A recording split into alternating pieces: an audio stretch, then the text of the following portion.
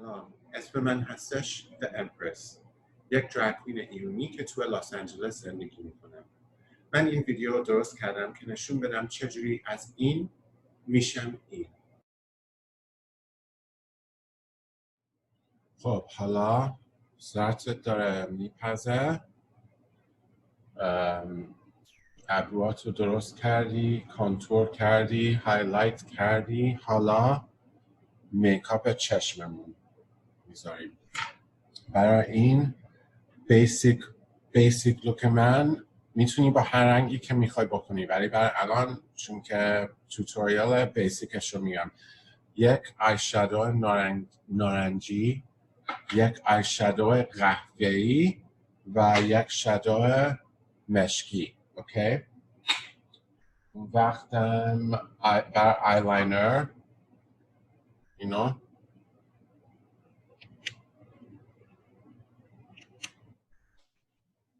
با یکی که لیکویده،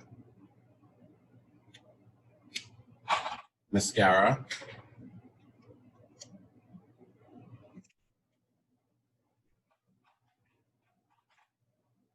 that's it. یه دونه چیز سفید.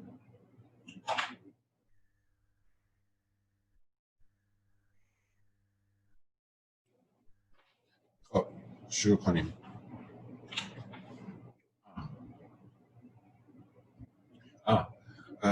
آب لازم داریم.